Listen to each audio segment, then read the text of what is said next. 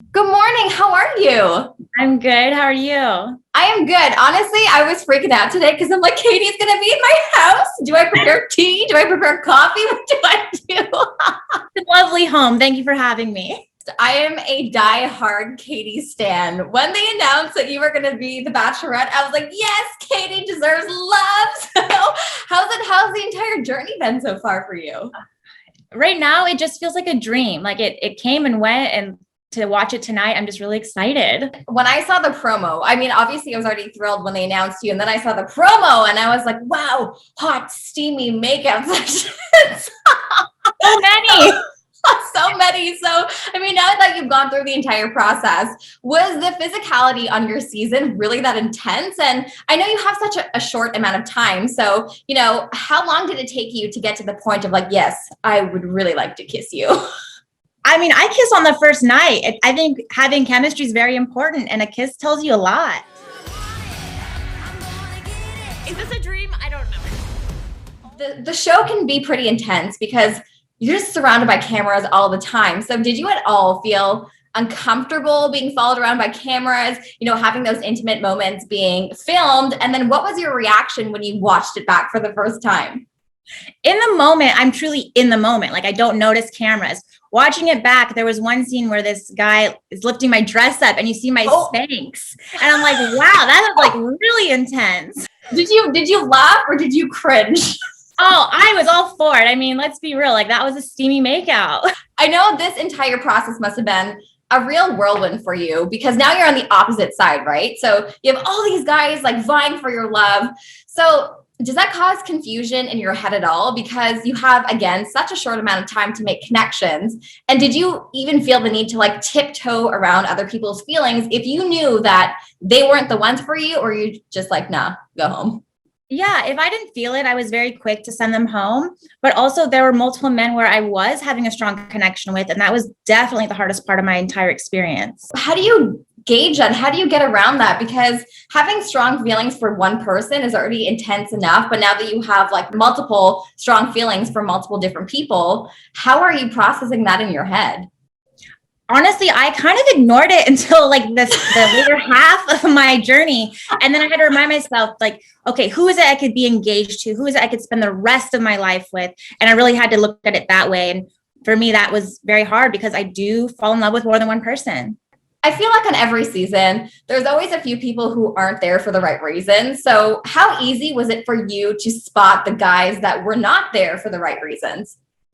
In the beginning, my intuition would tell me who wasn't there for me, but I kind of ignored it at first. And then when I started really listening to myself, I was right every single time. So I had to really just rely on that gut feeling. Was there a reason why you ignored it in the beginning?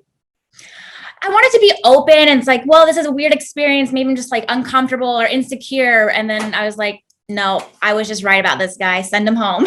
Is there an example that you can give us in terms of a moment where you realized and you clicked and you're like, no, this person is not here for me?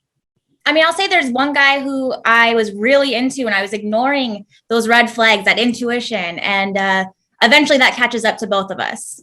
Do you feel heartbroken in that moment? Especially because you said you had a connection with this person. So when you realize that it's not really a true connection, are you just like, I really wish this worked out? Or were you just like, nah, get out? I mean, in some ways it's like devastating because then you start questioning your other relationships too. And you're like, am I just bad at reading these guys? What's happening? Now I know you have a field of 29 to 30 suitors. They all have names except one of them is literally identified as a box on mine. So who's in the box? What is in the box? Like what's going on? I mean, the box is a gift. And I'll just say you have to wait a while to find out who's in the box. The person no, actually, it doesn't happen like in the first episode. I mean, you'll have to find out. Can you tell me something? I've been waiting forever to find out the answer. I'll say it's worth the wait. Okay, that's good enough. No, I know like tonight is the season premiere on Citytv. So walk me through the first night because I imagine that is a whole experience in itself. So were you nervous? Were you excited? Was it like awkward and cringy at all? I mean, in the beginning, I was definitely nervous, but then when I had Tayshia and Caitlin show up for me, it just changed the whole mood for me. And I was like ready and feeling confident. And then as the night went on, these guys were so funny and just breaking the ice. And the night really kind of flew by, even though it's a really long night. Did you feel like awkward at all? Because now you know that these guys are here for you and you're meeting them for the first time. You've never seen them before. So like, what were the emotions when they walked out of the car towards you? I mean, you guys will see everyone is very attractive. And so I was like, what do I do with 30 hot guys? It was exciting and overwhelming at the same time. The answer is you kiss them.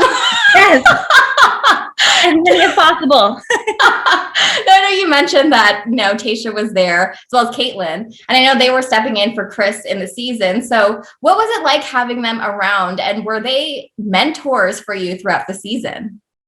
I've been describing it as like a sisterhood. Like they were there for my lowest lows and my highest highs and really just giving me advice that they can live by because they've gone through this. And that's probably what made the biggest difference is anything that they said to me, I knew was from their own experience and something that is so rare for any woman to have gone through. And having that sisterhood on a show like this, do you think that it helped you in your decision making? Do you think it helped you get through the experience? Because I imagine that it's very dramatic and it could be very tough. So did they help you get through this all?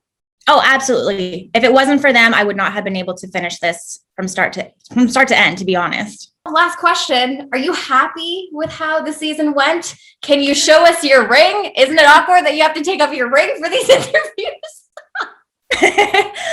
I will say this. Everything happens for a reason. And I am very happy. Thank you so much again and enjoy watching the season.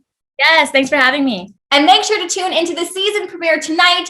And The Bachelorette airs at 8 p.m. on Mondays on Citytv and citytv.com.